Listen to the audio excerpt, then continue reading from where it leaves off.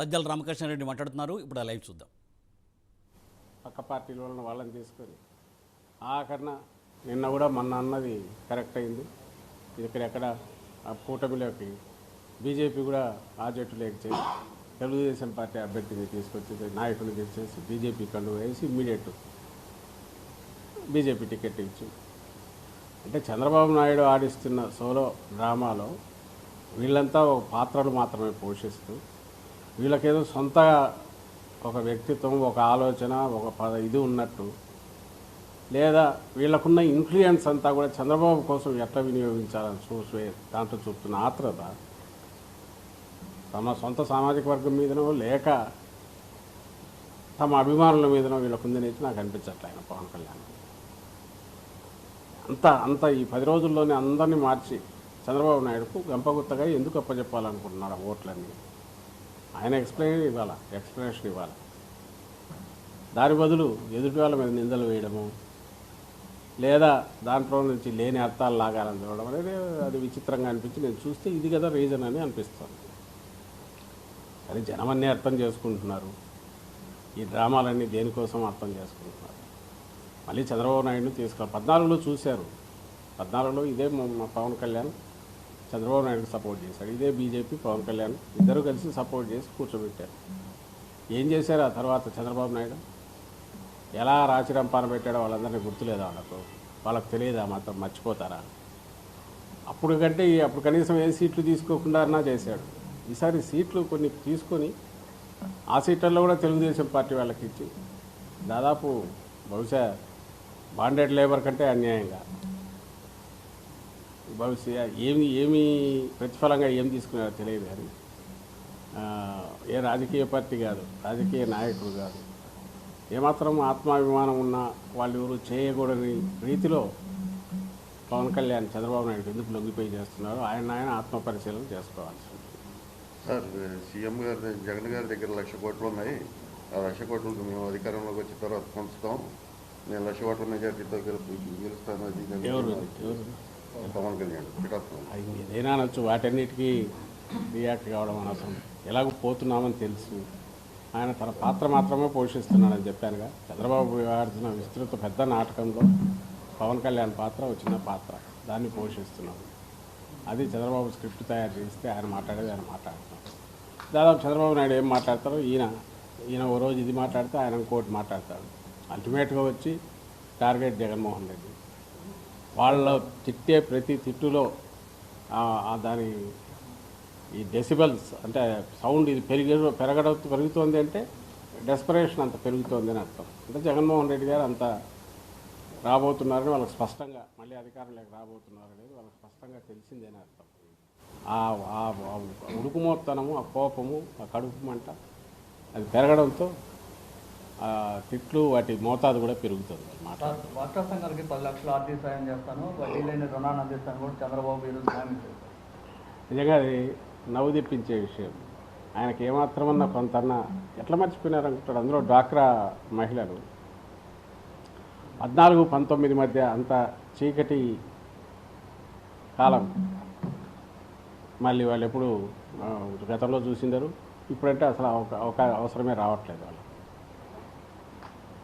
First time వాళ్ళకు ఆశ పెట్టి ఇది ఇచ్చి ఆ 0 వడ్డీ స్కీమ్ కూడా మధ్యలో ఆపేసి 2016-17లో ఆపేసి వాళ్లకు ఆ తర్వాత అంతకుముందు ప్రామిస్ చేసిన వాళ్ళ రుణమాఫీ చేస్తాను డాక్రా వాళ్ళు కట్టిందంతా అని చెప్పి అది పైసా చేయకుండా 14,000 కోట్లు ఎంతో ఉంది మొత్తం, అది చేయకుండా కనీసం ముందు నుంచి నడుస్తున్న 0 వడ్డీ కూడా పే చేయకుండా వాళ్ళ నట్టేట ముంచింది చంద్రబాబు. ఎట్లా మర్చిపోతారు వాళ్ళు? 5 ఏళ్లలో, 5 ఏళ్లే కదా అయింది. ఆ 5 ఏళ్లలో దానికి ఇప్పటికీ జస్ట్ పోల్చి చూపుతారు. ఆ 2014-19 మధ్య ఎన్పిఏల శాతం 18% పైన ఉంది. ఇప్పుడు అది 0.34 ఎంతకో వచ్చింది. అంటే ఎత్తిపోయినవి, దివాళా తీసినవి, వాళ్ళ లావాదేవీలు ఆపేసుకుని ఏం చేయలేక రోడ్డున పడ్డ డ్వాక్రా గ్రూపులు, డ్వాక్రా పర్సెంటేజ్ 20%, 18%. 0 వడ్డీకి వాళ్ళు ఇచ్చింది 2,400 చిల్లర కోట్లు ఏదో. ఈరోజు మా ప్రభుత్వం, జగన్మోహన్ రెడ్డి గారి ప్రభుత్వం 5,000 కోట్లు పే చేసింది ఎప్పటికప్పుడు కాంట్రాక్ట్. బ్యాంకుల్లో ఆ రోజు మొత్తం 5 ఏళ్లకు రుణాలు 69,000 కోట్లు. ఈరోజు మన నవంబర్కు 1,59,000 కోట్లు, ఇప్పుడు 1,75,000 కోట్లు ఇచ్చింది.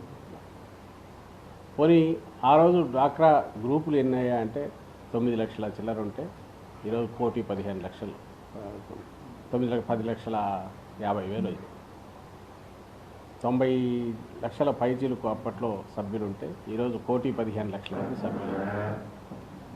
అంటే ఏ రకంగా చూసినా స్వర్ణయుగం ఏదంటే ఇప్పుడు ఉంది. బ్యాంకులు హ్యాపీ, రుణాల రీపేమెంట్ రెగ్యులర్ అవుతోంది, మళ్ళీ తీసుకుంటున్నారు, అవి వృత్తుల మీద పెడుతున్నారు. దాదాపు ఈ ఆసరా కింద 26,000 కోట్లు రుణం మాఫీ కాదు, వాళ్ళ చెల్లింపు వాళ్ళకు రీయింబర్స్ చేయడం అనేది జగన్మోహన్ రెడ్డి గారు వచ్చాక క్రమం తప్పకుండా 4 దఫాల్లో మొత్తం పూర్తి చేశారు. లాస్ట్గా ఇది కూడా మొన్న పే చేశారు. అంటే చెప్పిన మాట పూర్తి చేయడమే కాకుండా వాళ్ళను ఫైనాన్షియల్గా ఫ్రీ చేసి వాళ్ళు ఎక్కడన్నా పెట్టుబడులు పెట్టి చేసుకోవడానికి దానికి అవసరమైన చేయూతనిచ్చి ఈరోజు డ్వాక్రా మహిళలకు స్వర్ణయోగం ఏదన్నా ఉందంటే జగన్మోహన్ రెడ్డి గారిది అనేది వాళ్ళు ఆస్వాదిస్తున్నారు, అదంతా ఎంజాయ్ చేస్తున్నారు. దీని నుంచి 1,15,00,000 మంది మహిళలంటే వీళ్ళే రిమైనింగ్ వాటి బెనిఫిషియరీస్ అన్నింటిలో ఉన్నారు. వీళ్ళలోనే చాలామందికి ఆసరా వస్తుంది, చేయూత వస్తుంది, 45,000 దాటి వాళ్ళ కోసం.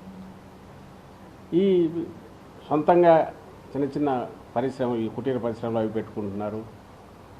16 లక్షల మంది తోడు, అందులో 16 లక్షల మంది తోడు కింద, జగనన్న తోడు కింద తీసుకుంటే లోన్ అవైల్ చేసుకుంటుంటే అందులో 12 లక్షల మంది మహిళలే. మహిళలకు ఇంత పెద్దపీట వేసి ఇంటి స్థలాల దగ్గర నుంచి మిగిలినవన్నీ కంప్లీట్ వాళ్ళ దీనికి ఇస్తూ ఆర్థికంగా వాళ్ళని ఎంపవర్ చేస్తూ రాజకీయంగా కూడా వాళ్ళకు ఇది నా పూర్తి సాధికార దిశగా అడుగులు వేయిస్తున్న జగనన్నను ఒక పక్క ఉంటే వాళ్ళను పూర్తి అన్యాయమైన దీంట్లోకి, చీకటి దీంట్లోకి తోసేసి వాళ్ళు నిలబడే అవకాశం కూడా లేకుండా అసలు ఆయన మనస్తత్వం ఎంతమందికి తెలియదు చంద్రబాబు నాయుడు. ఆయన చేసిన కామెంట్ ఎట్లా మర్చిపోతారు? ఏమాత్రం చైతన్యం ఉన్న వాళ్ళైనా కోడలు కొడుకును గంటారంటే అత్త వద్దంటుందా అని అన్నాడు. అంటే మహిళలన్నా అమ్మాయిలన్నా వీళ్ళ మీద ఉన్న చులకన భావం ఎంతది చంద్రబాబు నాయుడుకి, ఇంకా బూజు పట్టిన భావాల్లో ఎట్లా కొట్టుకుంటున్నాడని అందరికీ తెలుస్తుంది. ఆయన వాళ్ళ మహిళలే కేంద్ర బిందువు, కుటుంబానికి వాళ్ళే మంచి యజమానురాలుగా కూడా ఉండగలరు, వాళ్ళ పాత్ర పెరగాలని ప్రోత్సహించే జగన్మోహన్ రెడ్డి గారు ఎక్కడ వాళ్ళను కాలి కింద తొక్కాలో లేకుంటే వాళ్ళకి ఎలాంటి ఇది ఉంచకూడదు, వాళ్ళ సాధికారత వాళ్ళకు అవసరం లేదు, వాళ్ళు ఇంట్లో చాకరీ చేస్తుంటే సరిపోతుంది, పై మాటలతో ఓట్లు లాక్కోవాలని చూసి చంద్రబాబు ఎక్కడ? రెండింటి మధ్య పోలికే లేదు కదా అసలు. అనుకోరా ఇంట్లో చెల్లెలనే వదలని జగను మన ఇళ్ళల్లో ఆడవాళ్ళని వదులుతాడని ఒక దారుణమైనటువంటి కామెంట్స్ పవన్ కళ్యాణ్ చేశారు. అదే అతను ఆయన సంస్కారాన్ని ఇది చేస్తుంది ఒకటి. ఆ వయసు కూడా మర్చిపోయినాడు. ఎప్పుడు చెప్పాను కదా ఇంతకుముందు, ఆ డెస్పరేషన్లోని. మిగిలినవన్నీ పక్కన పెడదాం. ఈయన ఒక్కసారి 19లో ఐ థింక్ ఈయన చెల్లెల్ని ఎట్లా చూసుకునేవాడని అప్పట్లో నార్నే శ్రీనివాసన్ ఈయన చెల్లెల అల్లుడు చెప్పాడు. ఆమె యాక్సిడెంట్ అయ్యి సీరియస్ దీంట్లో ఉంటే కనీసం పోయి చూసుకొని కూడా చూసుకోలేదు వీళ్ళు అని ఆ రోజు అన్నాడు. పైగా వాళ్ళ ఆర్థిక సహాయం మీద చాలా చేసి ఇచ్చేస్తే వాళ్ళకు అవసరమై వస్తే ఇంటి గేటు బయట వచ్చే తరిమేసాడని కూడా వాళ్ళు చెప్పారు. ఎవరికి తెలియదు ఆయన చెల్లెలు 8 లక్షలు ఏదో వాళ్ళు ఇచ్చినారట. అది అడగాలని పోతే రానివ్వలేదు, పైసా ఇవ్వలేదు. ఆల్మోస్ట్ మెడబట్టి గంటినంత పని చేసేసారు. ఆయన కుటుంబం గురించి ఆయన మాట్లాడితే ఏమన్నా కుటుంబ విలువలు వాటి గురించి మాట్లాడితే ఏమన్నా అర్థం ఉంటుందా? తమ్ముడు రామూర్తి నాయుడు అని ఆయన ఎక్కడున్నాడు ఎవరికన్నా ఏ రోజన్నా తెలిసిందా? వీళ్ళు ఎప్పుడన్నా వెళ్ళారా? అసలు ఆయన ఉన్నాడా? తెలియదు. చెల్లెళ్ళు ఇద్దరు వాళ్ళు ఎక్కడన్నా ఉన్నారా? ఎప్పుడన్నా కలిశారా? చంద్రబాబు నాయుడు కుటుంబం అంటే తను, తన భార్య, కొడుకు, వీళ్ళు తన ప్రపంచం తంది. ఈయన వచ్చి ఈరోజు చెల్లెల గురించి, దాని విలువ గురించి చంద్రబాబు నాయుడు ఎవరైతే తన చెల్లెలను రాచి రంపాన పెట్టినాడో లేదా పూర్తిగా నిర్లక్ష్యం చేశాడో, వాళ్ళు కష్టాల్లో ఉంటే అసలు పట్టించుకోలేదు. ఆయన ఈరోజు చెల్లెల గురించి మాట్లాడతాడు. నవ్వుతారు ఎవరైనా వింటే ఎంతో నవ్వాలన్నా కూడా అర్థం కాదు ఇలాంటి వాళ్ళ మాటలు. సార్ ఎన్నికల సంఘం ఇప్పుడు 18 సార్లు చంద్రబాబు నోటీసులు ఇచ్చినా 15 సార్లు ఇంతవరకు స్పందించని పరిస్థితి, దాన్ని ఏ విధంగా చూస్తారు? స్పందించకపోవడమే కాకుండా బ్లాక్మెయిలింగ్ చేస్తున్నారు.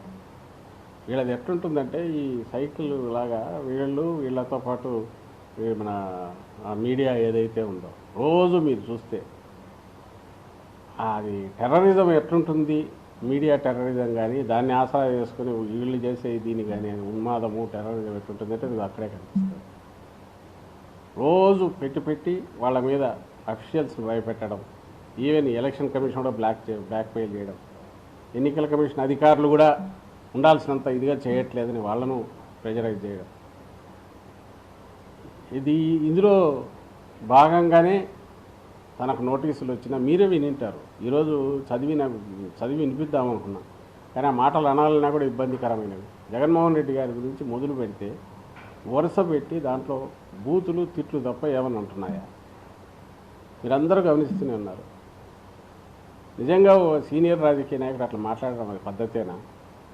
విధానాల గురించి ప్రశ్నించవచ్చు, లేదా అన్యాయం చేసినాడనండి ఇట్లాంటివన్నానండి ప్రజలకు చేయాల్సిందే ఒకవేళ అనాలనుకుంటే మీరు ఎవరైనా. కానీ నోటికి వచ్చినట్టు బూతులు తిట్టడం, ఇంకా అసలు నేను ఇంతకుముందు అన్నట్టు అధికారం ఈసారి కూడా దక్కట్లేదు, దీంతో ఇంకా లాస్ట్ ఛాన్స్ కూడా పోతుంది, ఇంకా ఛాన్స్ లేదు అన్న డెస్పరేషన్లో నుంచి వచ్చే ప్రతి మాట ఒక బూత్ కింద ఆయన నోట్లోంచి బయటకు వస్తుంది. ఆ డెస్పరేషన్లోంచే తన లిమిట్స్ దాటి అన్ని వ్యవస్థలను ప్రెజరైజ్ చేస్తున్నారు. అందులో భాగంగా ఎన్నికల కమిషన్ కూడా ప్రెజరైజ్ చేస్తున్నారు, టెర్రరైజ్ చేస్తున్నారు. దానికి తగినట్టు ఆ పత్రికల్లో వార్తలు వస్తాయి. ఇంకా అలాంటి వ్యక్తి ఆ నోటీసులకు విలువ ఇస్తాడా?